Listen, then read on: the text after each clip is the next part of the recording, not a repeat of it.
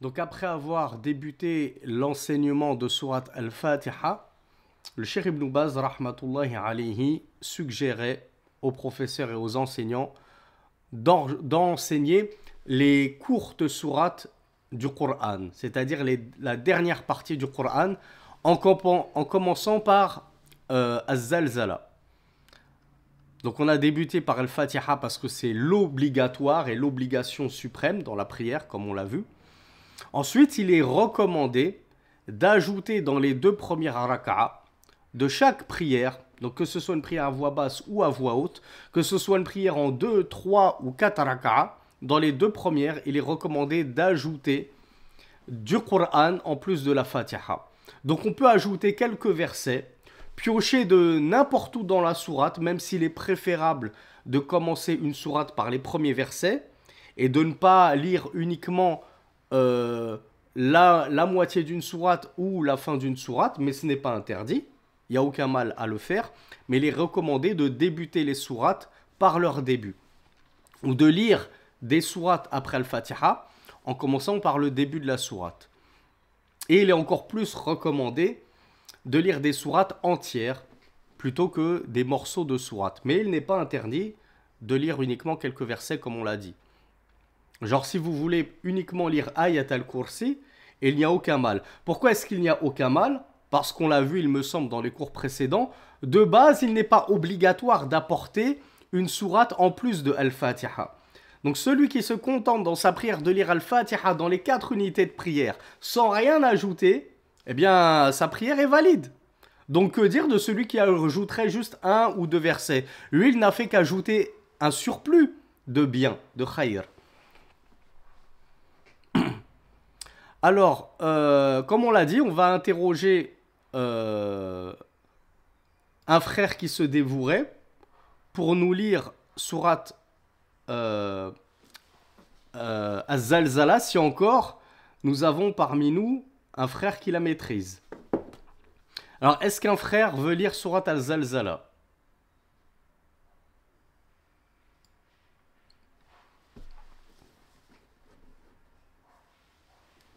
Alors, encore Dhun Nurayn, toujours le plus sérieux de la classe.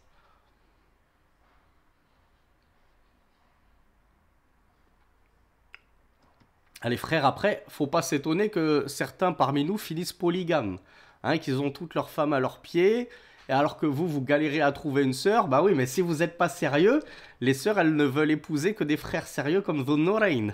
Allahumma barik. Donc il va falloir vous retrousser les manches si vous voulez vous marier, mes frères. Et si c'est un problème de timidité, il n'y a pas de mal, c'est normal d'être timide, cependant, le talib ilm, c'est un très gros défaut. Pour le talib ilm, c'est embêtant d'être timide. Les savants ont dit qu'il y a deux catégories de personnes qui n'apprendront jamais. Il y a l'orgueilleux, parce qu'il ne veut pas poser des questions. Il est trop orgueilleux pour se rabaisser à demander aux gens. Et il y a le timide qui n'ose pas poser de questions. Alors quel frère veut se dévouer, à part Dhun Nurayn?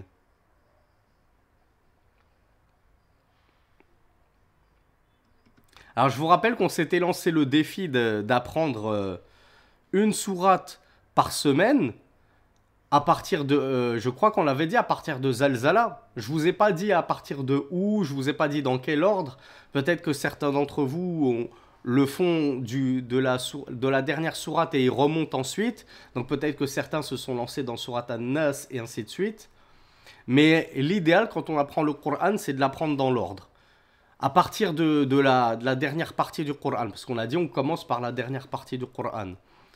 Donc idéalement, lorsque vous avez les 3 dernières sourates du Coran, remontez le plus haut possible et descendez. On peut vous concéder de mettre la charrue avant les bœufs en apprenant d'abord Al-Ikhlas, Al-Falaq wa Nas, parce qu'elles sont importantes dans la Ruqya. Quand on fait des doigts, quand on se fait un exorcisme le soir, durant les doigts du soir, les invocations du soir, les invocations de l'après-prière. Sinon, c'est mieux de commencer dans l'ordre. Parce qu'après, vous allez voir, plus vous allez apprendre, et plus vous allez oublier quel est l'ordre des sourates. C'est facile de se rappeler de l'ordre des sourates quand on n'en connaît que 3, 4, 5. Mais quand on en connaît une vingtaine, une trentaine, une cinquantaine, là on peut s'en mêler les pinceaux. Donc si personne ne veut lire à part Dhun Nurayn, ben, on va interroger Dhun Nurayn. Bon, en même temps, on n'est pas beaucoup, on est en petit comité, on est beaucoup plus sur TikTok. D'ailleurs, si nos frères et même les sœurs de TikTok veulent nous rejoindre sur Zoom via le lien de participation qui se trouve sur mes différents réseaux sociaux et sur ma chaîne YouTube, ils sont les bienvenus, ça leur permettra de participer à l'écrit. Parce que je vous préviens, je suis désolé mes frères et sœurs sur TikTok, je ne peux pas lire les commentaires en même temps sur TikTok et en même temps sur Zoom. Et je privilégie Zoom. Parce que sur Zoom, je sais qu'il n'y a que mes élèves. Sur TikTok, il y a toujours des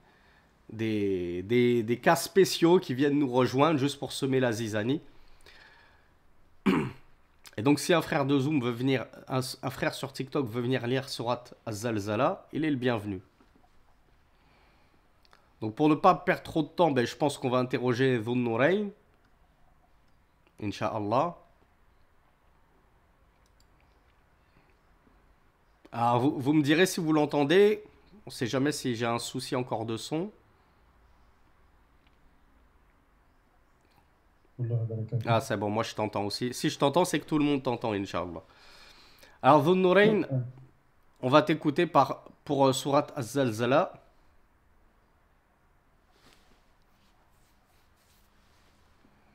Alors je crois que tu as recoupé ton micro là sans faire exprès. On t'entend. Non, je crois qu'il est ouvert. Ah, vas-y. أعوذ بالله من الشيطان الرجيم بسم الله الرحمن الرحيم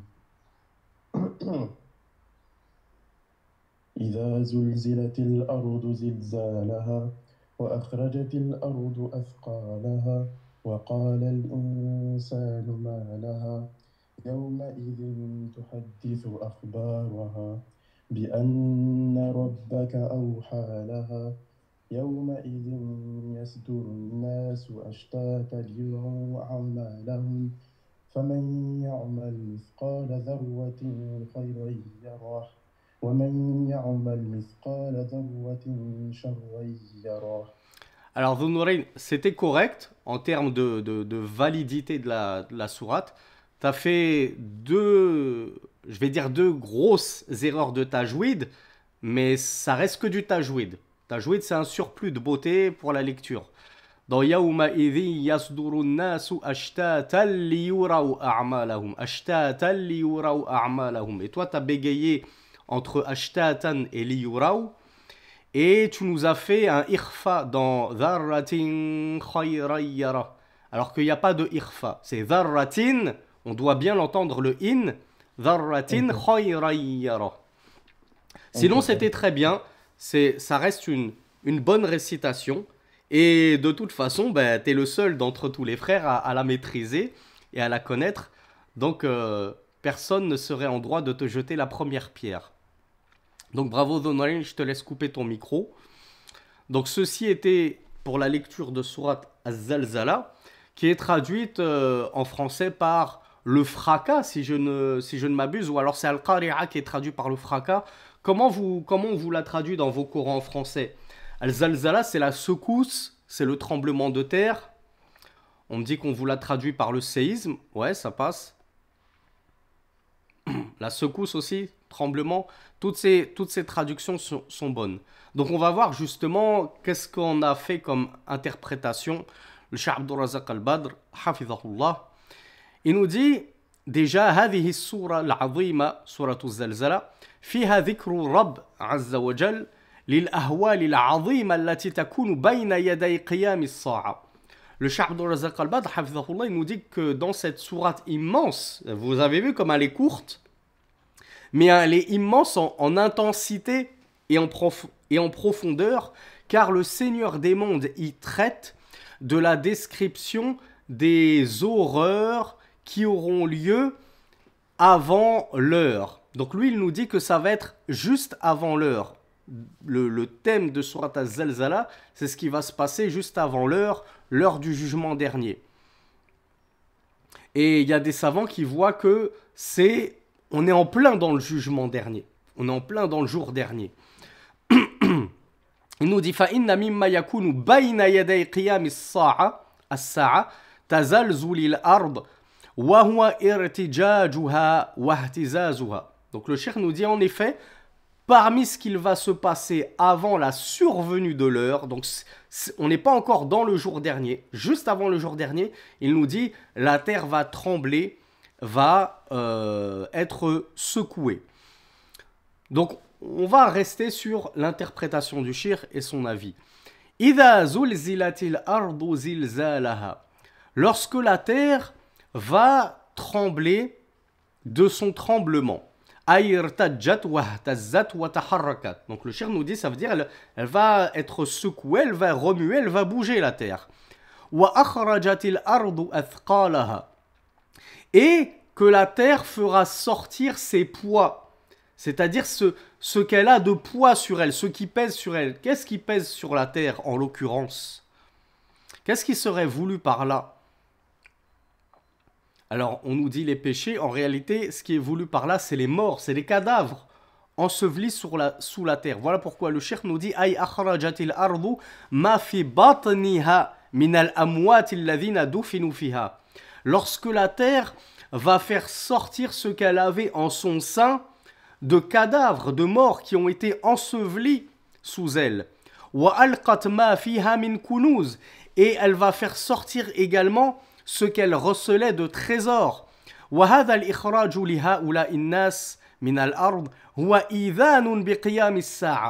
regardez, c'est là que se trouve la petite divergence qu'il y a entre les savants. Le Cheikh Abdul Razak al-Badr nous dit, et le fait que la terre va, entre guillemets, recracher ses morts, qui était enseveli sous elle, c'est une annonce de la survenue de l'heure. Donc, dans tous les cas, peu importe l'interprétation qu'on retient, ça veut dire que ça va se passer juste avant l'heure. Lorsque cela va arriver, boum, c'est l'heure du jugement dernier, c'est l'heure du jour dernier. Mais il y a des savants qui voient que lorsque les morts vont sortir des tombeaux, on sera déjà dans le jour dernier. C'est au jour dernier que ça va se passer.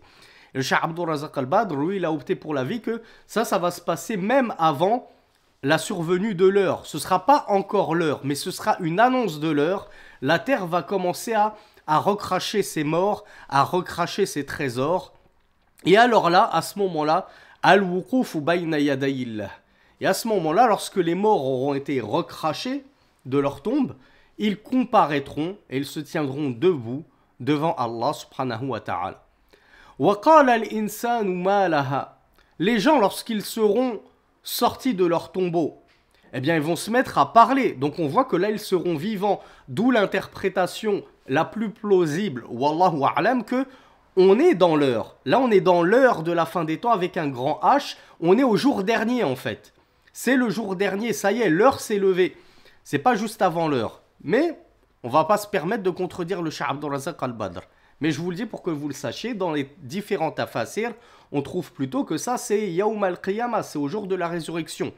À ce moment-là, lorsque les gens auront été extirpés de leur tombe, recrachés de leur tombe par la terre, ils diront, et l'homme dira, Malaha, qu'a-t-elle donc?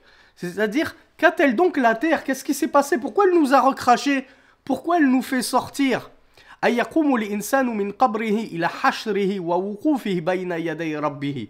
L'homme sera alors expulsé de son cercueil, de sa tombe, pour se tenir dans ce qu'on appelle Al-Hashr. Al-Hashr, comme on l'a vu dans notre playlist 200 questions-réponses, c'est lorsqu'Allah subhanahu wa ta'ala va réunir, va rassembler les gens. C'est la comparution devant Allah subhanahu wa ta'ala. Et les hommes, comme vous le savez, à ce moment, bien sûr quand on dit homme, c'est homme avec un grand H, les hommes comme les femmes. À ce moment-là, lorsqu'ils vont assister à cette scène effroyable, ils étaient dans leur tombe. Et pour les pires d'entre eux, ils auront même goûté un châtiment de la tombe. Mais à partir de ce moment-là, lorsqu'il y avait un châtiment de la tombe, ils se diront, bon, c'est que ça, entre guillemets. Mais lorsqu'ils vont carrément revenir à la vie, sortir de la tombe et voir à leur droite des gens, voir à leur gauche des gens, et comme on l'a vu dans des cours précédents, totalement nus. Nul ne sera habillé à ce moment-là. Les hommes seront même incirconcis. Là, ça va être la panique totale, surtout pour les infidèles qui ne croyaient pas à ce jour. Nous, on le savait, on y croit dur comme fer, on sait que ça va arriver. Et pourtant, on sera en panique. On sera en panique des comptes qu'on va rendre à Allah subhanahu wa ta'ala. pour les grands transgresseurs d'entre nous. Bien sûr, on l'a vu également, ce jour-là, il y aura les gens de la droite et il y aura as-sabiqoun, les grands devanciers qui ont devancé tout le monde dans les bonnes œuvres et qui, eux, seront apaisés. Allah va leur accorder une quiétude du cœur pour ce qu'ils ont œuvré de bien dans cette vie d'ici-bas. Mais les grands transgresseurs seront paniqués à la vue de cette sortie des tombes, qu'ils se retrouvent nus au milieu de milliards de personnes nues également. Eh bien ça fait déjà partie des horreurs du jour de la rétribution. Ils vont se demander qu'est-ce qui se passe? Qu'est-ce qui est en train de se passer? Qu'est-ce qu'un là, la terre a tremblé et a nous recraché comme ça?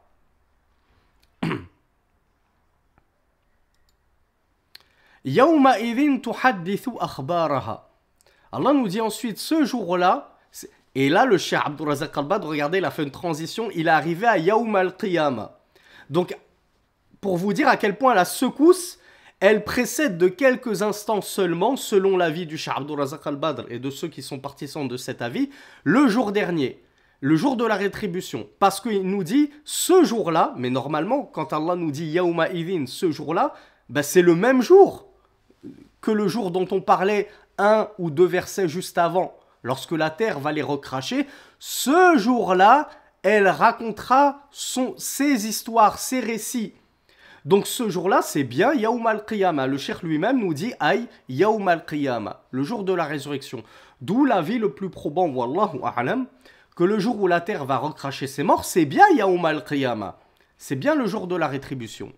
Donc le cheikh nous dit ce jour-là, c'est-à-dire le jour de la rétribution, tuhaddithu akhbaraha. C'est-à-dire tuhaddithu al-ard bima kana alayha wa ma fa'alahu an-nas fawqaha min khayrin aw sharrin. Ce jour-là, la terre va être dotée de paroles et elle va parler d'une parole qui sied à ce qu'Allah Azza wa Jal lui aura conféré comme capacité de s'exprimer.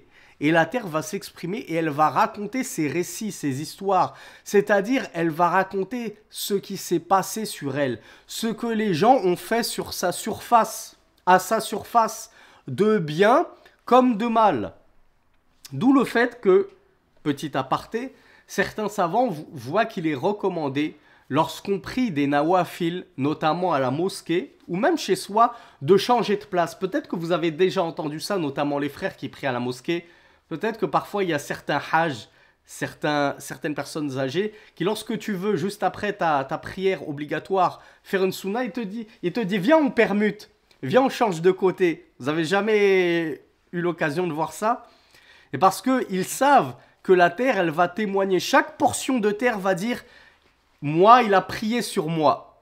Moi, j'ai assisté, je témoigne qu'il s'est prosterné sur moi. Donc, il y a des savants qui voient que plus on va multiplier les endroits sur terre où on va se prosterner, et plus on aura d'endroits sur terre qui vont témoigner pour nous que on a prié, on s'est prosterné, et ainsi de suite.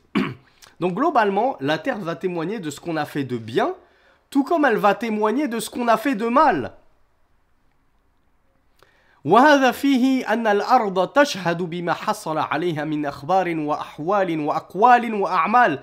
La terre va témoigner de ce qu'elle a entendu, de ce qu'on a dit à sa surface et de ce qu'on a fait comme agissement à sa surface. وهي شهادة منها عليهم بأمر الله. Et c'est Allah Azza wa Jal qui va lui donner la permission et l'ordre et la capacité de s'exprimer, de parler, entre guillemets, excusez-moi l'expression, de tout balancer. La terre va tout avouer, elle va tout balancer. Tu croyais que tu étais bien caché dans ta chambre, en train de désobéir à Allah. La terre va te balancer. Elle va te dénoncer. Comme le dit Allah subhanahu wa ta'ala, « Bi anna rabbaka awha laha » parce qu'Allah subhanahu wa ta'ala lui aura inspiré. C'est la terre qui va inspirer et ordonner, c'est Allah, pardon, qui va inspirer à la terre de parler et de dévoiler ses secrets. Il va lui ordonner de dire la vérité et de dénoncer ce que les gens ont fait. Dénoncer, ça peut être péjoratif, mais comprenez-le bien, la terre va informer du bien comme du mal. Donc si toi tu as agi en bien, alhamdoulilah, ce sera un châtiment en ta faveur. Mais si tu as agi en mal sur la terre, ce sera un châtiment, c'est ça que j'ai dit, un témoignage en ta défaveur. ثم من بعد ذلك يكون حال الناس الصدور من أرض الموقف لملاقاة الجزاء والحساب كل بحسب عمله. Puis, après cela, après que la terre nous ait recraché comme ça, et qu'on sera en totale panique, et que la terre va commencer à parler et dire celui-là il a fait ceci, celui-là il a fait cela, on va se retrouver, nous dit le Cheikh Abdurrazaq al-Badr, en train d'être mené à la comparution au compte. Nous allons, pour la plus grande partie d'entre nous, rendre des comptes à Allah subhanahu wa ta'ala, comme nous l'avons évoqué dans la dernière vidéo de la playlist 200 questions-réponses dans la croyance. Donc chacun va rendre des comptes à Allah subhanahu wa ta'ala en fonction de ses œuvres. Sauf forcément les 70 000 fois 70 000 qui eux n'auront même pas de compte. Et on a vu la différence entre compte et exposer des comptes. Pour vous la faire très rapidement pour ceux qui n'auraient pas vu la vidéo, il y a le compte qui est facilité, comme nous le dit Allah subhanahu wa ta'ala dans la sourate فَسَوْفَ يُحَاسَبُ حِسَابًا يَسِيرًا. Alors, il va avoir un compte facilité. Le compte facilité, c'est quoi? C'est comme l'a expliqué le prophète lui-même, sallallahu alayhi wa sallam, al-ard. C'est-à-dire, c'est l'exposé de tes œuvres. Allah va t'exposer tes œuvres, bonnes et mauvaises, et il va te les faire avouer. Il va te dire, n'as-tu pas agi ainsi et ainsi? N'as-tu pas œuvré comme ceci et comme cela? Et toi, tu vas avouer. Et alors, si tu faisais partie des gens de la droite, Allah te dira, je t'ai couvert, c'est-à-dire de mon voile, de mansuétude, sur terre, ici-bas, dans l'ici-bas plutôt, eh bien aujourd'hui, je te les pardonne. Ça, c'est un compte qu'on est en train de rendre à Allah, mais un compte facilité, c'est juste l'exposé des œuvres. Par contre, ceux qui vont avoir un compte difficile, c'est Allah va leur exposer leurs œuvres et va leur demander en plus des justifications. Pourquoi tu fais ceci? Pourquoi as-tu fait cela? Ne savais-tu pas que ceci? Ne savais-tu pas? Ne t'avais-je pas averti? Ne t'avais-je pas envoyé des envoyés? Et ainsi de suite. Et celui à qui Allah va disputer les comptes, comme l'a dit le messager d'Allah sallallahu alayhi wa sallam, lui, il va goûter à l'enfer. Lui, celui à qui Allah va disputer les comptes, eh bien lui, il va avoir un châtiment douloureux. Et donc, on aura les gens qui n'auront ni exposé des œuvres, ni compte à rendre, et ils seront 70 000 fois 70 000. Eux, ils seront introduits au paradis directement. Donc, ce jour-là, c'est-à-dire le jour de la résurrection, yasduru nasu ashtatan. Les gens donc, vont comparaître ashtatan en différents groupes. Ay asnafan wa ajnasan. Comme on l'a vu, il y a le groupe des gens de la droite, il y a le groupe des gens de la gauche, il y aura même l'élite parmi l'élite, les devanciers qui ont accouru aux bonnes œuvres. Kullun bihasabi amalihi min khayrin aw sharrin. Chaque groupe en fonction de ses bonnes ou mauvaises œuvres. Liyuraw a'malahum. Donc ces gens-là, ils vont comparaître pour qu'on leur montre leurs œuvres. Liyuraw, pour qu'ils soient montrés leurs œuvres. A'malahum. Donc chacun va voir ses bonnes œuvres et ses mauvaises œuvres. Ayu'ayinu wa yushahidu wa yaqifu ala ma qaddamu wa iqtarafuhu wa fa'aluhu min a'mal. Sawa'un kanatil a'mal khayran aw sharran. Muhsatan alayhim. Ces œuvres-là, qu'elles soient bonnes ou mauvaises, elles ont été scrupuleusement dénombrées et enregistrées. Rien n'a échappé à la science d'Allah subhanahu wa ta'ala, aussi petite soit fût-ce cette œuvre-là.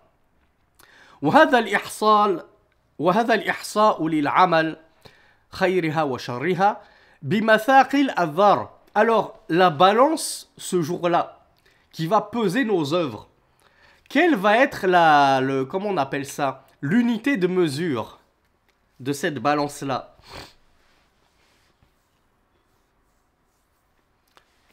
En quoi Allah va peser nos œuvres? En grammes, en kilos? Alors, il y en a qui disent en hasanat, c'est pas une unité de mesure, les hasanat, on est d'accord. Alors, bravo Sharif, qui a la bonne réponse. Safia qui m'a parlé d'atome, comme on l'explique souvent, l'atome c'est un anachronisme. Allah il nous a parlé de dharra.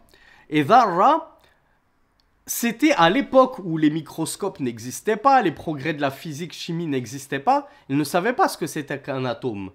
Donc, Allah subhanahu wa ta'ala a employé dans le langage des Arabes qu'ils comprenaient, puisqu'il a fait descendre son Coran en une langue arabe claire et compréhensible même des bédouins analphabètes, il a employé le terme dharra, sur lequel a trébuché notre ami Dhun Nurayn, il me semble justement. Et dharra, il y a deux, trois interprétations prépondérantes. Il y en a qui disent que c'est les petites fourmis, c'est-à-dire les bébés fourmis, les fourmis quand elles naissent, donc elles sont petites. Et il y en a qui disent que c'est la tête de la fourmi.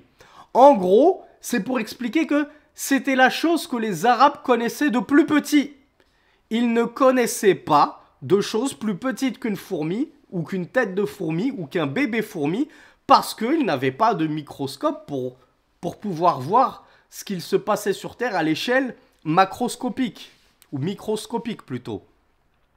Donc le Cheikh Abdul Razak Al-Badr nous dit la balance qui va être dressée, et certains savants voient qu'il y aura des balances, au pluriel, pour peser nos œuvres, ce sera à l'échelle du grammage, si je puis le dire ainsi, de la mesure du poids d'un bébé fourmi. Le poids d'un bébé fourmi, vous arrivez à le quantifier, vous? Même nos sœurs qui ont des balances ultra précises là dans leur Thermomix, etc. Si on posait un adulte fourmi, la balance ne le détecterait même pas. Donc que dire d'un bébé fourmi ou d'une tête de fourmi? Donc c'est pour vous dire à quel point les balances seront précises. La moindre œuvre, aussi insignifiante soit-elle, ce regard très succinct que tu as jeté envers cette sœur comme ça du coin de l'œil, parce que tu avais vu qu'elle te plaisait. Mais le premier regard, il n'est pas contre toi. Le premier regard, Allah te l'excuse, t'as pas fait exprès. Mais ensuite, quand tu as vu qu'elle était jolie, tu t'es retourné une deuxième fois pour la regarder une seconde fois. Celui-là, quand bien même ce regard il a duré une microseconde, il a été inscrit et il va être pesé. Ne te dis pas, ça c'est rien ça, un micro-regard, c'est bon, Allah il va pas me châtier pour ça. Quand sais-tu? Quand sais-tu qu'Allah Azza wa Jal ne va pas te demander de compte pour ce micro-regard, cette fraction de seconde?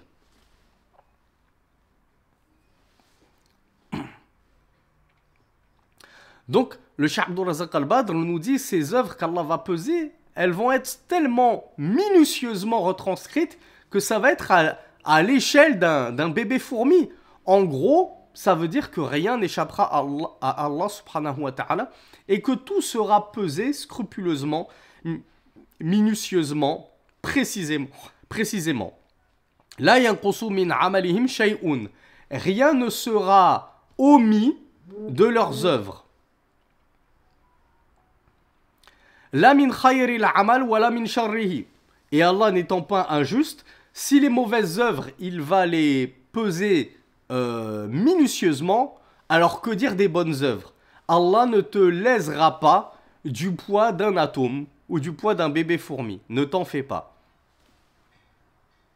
La min qalilihi wa la min kathir. ثم ينال الثواب على العمل الصالح والعقاب على العمل السيء. Et après cette pesée-là, eh bien, les gens vont récolter le fruit de leur travail.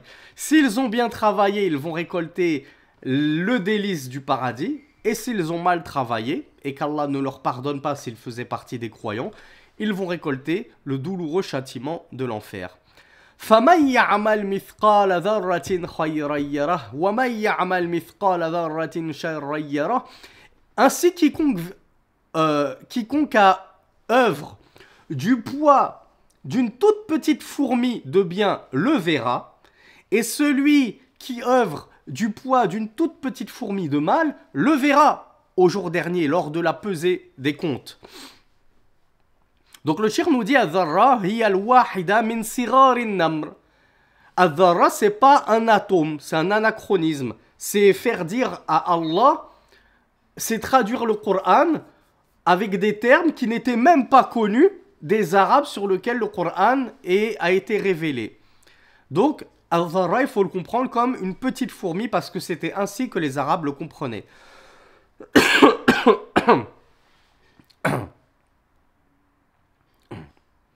Donc, puisque nos œuvres, elles vont être aussi finement retranscrite et calculée et mesurée, le cheikh nous dit il ne convient alors pas de mépriser la moindre œuvre, soit-elle bonne ou mauvaise. Comme je vous l'ai dit, une fraction de regard envers une fille qui t'a plu, ne le dédaigne pas, ne le méprise pas, ne te dis pas c'est rien, ça va. Vous n'allez pas me dire que c'est un péché ça, j'ai même pas pu me rincer l'œil, j'ai même pas pu prendre mon pied, j'ai à peine regardé, non. On l'a dit, le premier regard, Allah te l'excuse, mais pas le deuxième. Quand bien même ce deuxième, il a duré une fraction de seconde. Fallait même pas te retourner une seconde fois. Pareil, cette parole. T'as dit une injure, bah ça va. J'ai juste dit ceci. J'ai pas dit des injures en 3 mots, 4 mots, c'était un mot. Oui, mais ce mot, il a été retranscrit.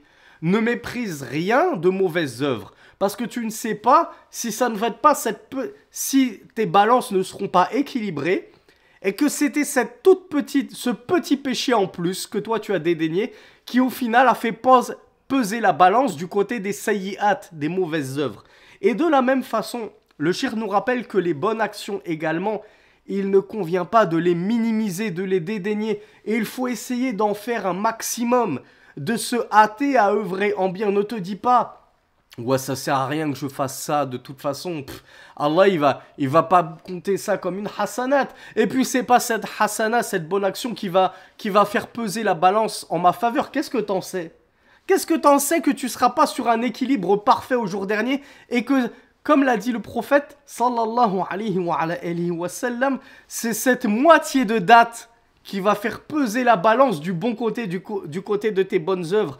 Voilà pourquoi le messager d'Allah sallallahu alayhi wa sallam avait dit dans un hadith unanimement authentique, rapporté par Bukhari numéro 1417 et dans Muslim numéro 1016, il a dit, alors où j'en suis, ittaqun nar walau bi shiqqi tamra. Le prophète sallallahu alayhi wa sallam a dit craignez le feu, c'est-à-dire craignez d'être introduit dans le feu à cause d'une balance qui n'aurait pas été en votre faveur, ne serait-ce que par le biais d'une demi-date. C'est-à-dire ne serait-ce qu'en faisant offrande, aumône d'une demi-date. Tu ne sais pas, c'est même pas une date entière. C'est même pas une ajoua de Médine qui coûte super cher. Juste une demi-date. Pendant le Ramadan ou autre, tu la donnes en aumône à quelqu'un qui avait faim, tu auras nourri un pauvre, tu auras rassasié, enfin c'est un grand mot rassasié, mais tu auras apaisé un tant soit peu la faim d'une personne qui n'avait absolument rien à se mettre sous la dent. Il se peut que ce soit cette toute petite bonne œuvre que en temps normal tu aurais toi-même dédaigné, méprisé en te disant ça c'est rien, ça c'est une demi-date.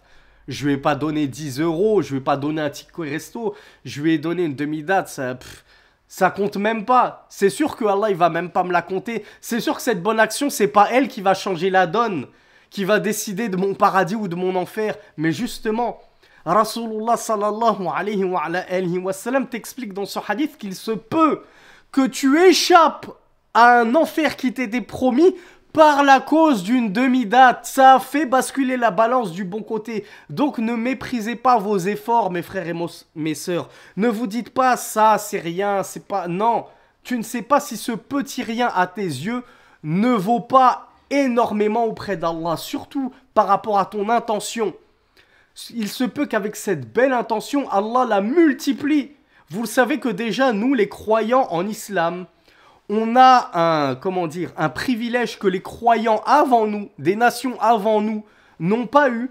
C'est que le fait qu'une bonne œuvre, Allah nous la compte comme 10 bonnes œuvres. Et les croyants avant nous, parmi les juifs, les chrétiens, le peuple de Noé, de Ibrahim, etc., n'avaient pas ce privilège. Mais en plus, comme on l'a vu dans la playlist Al-Arba'in An-Nawawiyah, les 40 hadiths de l'imam An-Nawawi, le prophète sallallahu alayhi wa sallam nous a même appris qu'Allah subhanahu wa ta'ala pouvait multiplier cette bonne action, non pas simplement par 10, mais par combien? Qui s'en souvient d'entre vous? Bravo Norman, par 700 et même plus que cela. Donc en fait, ta demi-date, tu te dis ça vaut rien. Chez moi, ça vaut même pas un 50 centimes. Une demi-date, 50 centimes de dirham, ça vaut même pas 5 centimes d'euros. Oui, mais 5 centimes d'euros fois 1000, bah, je vous laisse faire les calculs. Ça fait déjà une sadaqa que tout le monde ne donne pas. Ça fait quoi 5 centimes fois 1000? 5 euros? Ils sont où les matheux d'entre vous?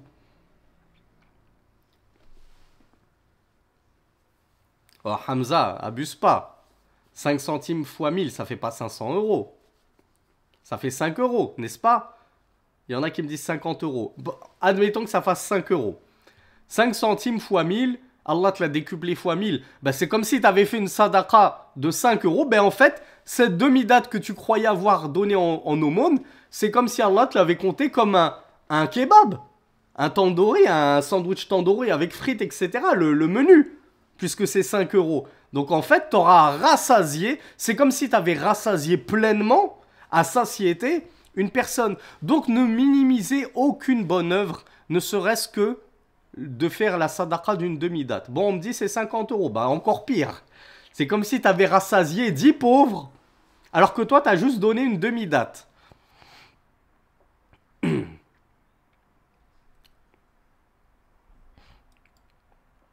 Donc, qui keuvre? Bon, on me dit 5. On va, apparemment, vous n'arrivez pas à vous mettre d'accord. Moi, je veux pas perdre mon temps à sortir ma calculette. C'est pas le plus important. Sachez que Allah multiplie jusqu'à plus de 1000 encore. Allah il nous dit, le prophète sallallahu alayhi wa sallam a dit, il multipliait jusqu'à 700. Il a ad'afin kathira. Ça se trouve, il te le multiplie par 10 000, etc. Allah est tellement riche et généreux, nul ne sait jusqu'à combien il va te multiplier cette bonne action. Donc celui qui va œuvrer en bien, il va récolter le bien. Celui qui va œuvrer en mal, il peut récolter le mal, c'est-à-dire et s'il récolte le mal, est-ce que c'est une injustice de la part d'Allah? Non. Cheikh Abdul Razak al-Badr, il nous dit lorsqu'Allah rétribue le mal par le mal, c'est jaza'an wifaqa. C'est par une rétribution bien méritée. T'as fait du mal, et Allah t'a prévenu en plus. C'est pas comme si on n'était pas au courant. Allah t'a prévenu, même toi l'infidèle. Allah t'a prévenu. Il a fait descendre le Coran. C'était écrit dans le Coran. Quiconque fait du mal, il sera rétribué en mal. Tu pouvais pas dire, ah, je savais pas. T'avais le Coran dans toutes les librairies, dans toutes les mosquées. Personne t'empêchait de rentrer dans une mosquée, de demander à emprunter un Coran. Tu peux pas, t'es timide, tu vas sur Internet, tu tapes Coran en français, tu l'as gratuitement. T'as même pas à entrer dans une librairie, une médiathèque, une mosquée. T'as même pas à apprendre l'arabe, tu as tout devant toi. Allah t'a facilité. Et tu vas dire ensuite, ah, je savais pas que je serais puni pour le mal que j'ai fait. Tout le monde le savait. Donc le Cheikh Abdul Razak al-Badr nous dit, ça va être une rétribution juste, équitable, bien méritée. Et donc il y a en cela une mise en garde de la part d'Allah subhanahu wa ta'ala du mépris des mauvaises œuvres. Du mépris des péchés. Ceux qui ont tendance à penser que ça va, c'est pas grave, il n'y a pas mort d'homme. Ben t'en sais rien.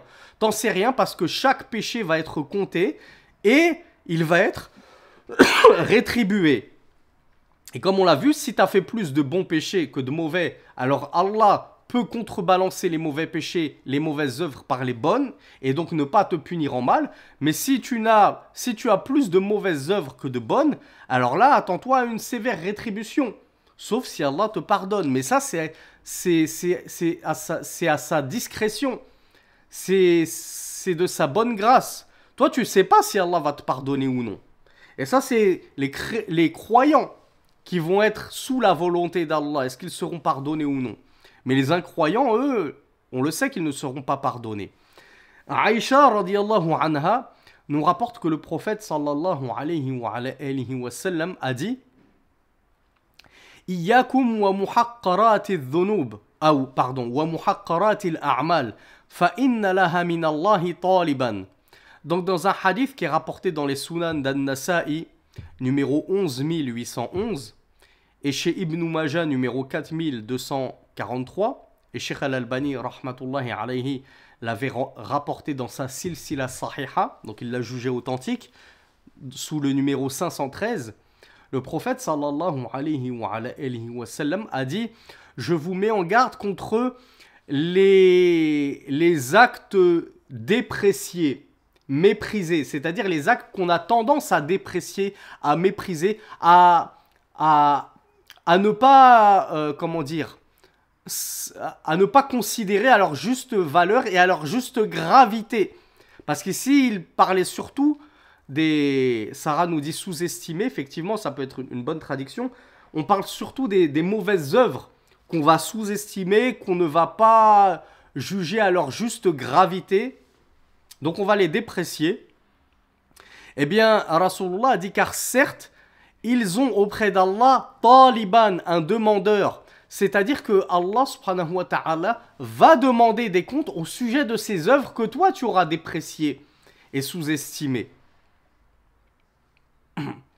بل عليه أن يجتنب الذنوب كبيرها وصغيرها وإن وقع في شيء منها بادر إلى التوبة والإنابة إلى الله سبحانه وتعالى. Donc il convient que il s'éloigne des péchés, qu'ils soient petits ou grands, car ils vont être source de questionnement auprès d'Allah subhanahu wa ta'ala, puis d'équitable et juste rétribution. Donc celui qui fait un péché, quand bien même il serait minime, qu'il s'empresse de se repentir et de revenir à Allah repentant en lui demandant pardon, car il se peut que ce soit ce péché que tu aies méprisé et déprécié qui ait fait pencher la balance du mauvais côté et qui aura été la cause d'un certain séjour pour toi en enfer. Donc, le dernier hadith, il est rapporté dans les Sunan d'An-Nasa'i, numéro 11811, et chez Ibn Majah, numéro 4243. Donc ça, c'est la fin de sourate Az-Zalzala.